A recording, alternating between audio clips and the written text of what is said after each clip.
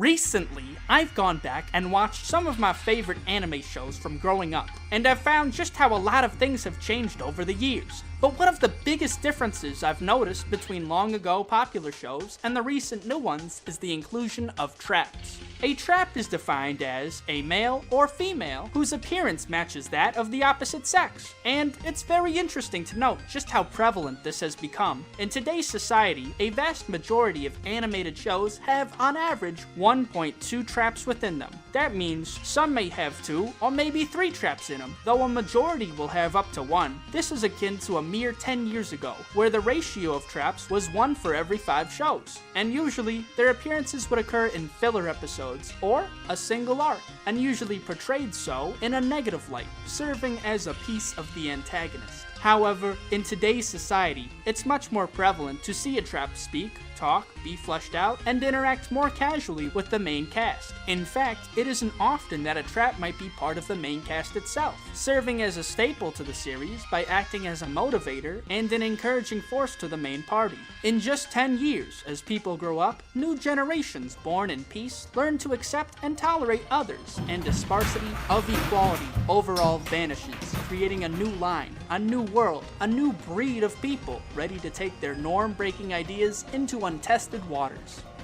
The problem with this, though, is that traps, once a rare luxury to those of high-class culture, have now been spilled out into a primitive crowd of those who can't appreciate what they have. You wouldn't give an ape a 100-year-old wine, would you? It'd just be a waste, and such has come to be the careful brewed wine of traps spilling out into a sea of fools, who'll each try to recreate their own, but fail at every turn, and damper the taste overall for all. That's because these fools, they only see. They do not experience what a trap truly is, and thus, there's no realism, there's no deep exploration for this concept. Traps used to be an exercised idea. Several regulations kept the use of traps from flooding out. They were forbidden, outlawed. Their presence is shamed and ostracized by society. Men who jacked off to them would have to do so in secret. They were a taboo, a forbidden fruit. But for that reason, only the most willing of authors could dare approach this concept and make it wholesomely work.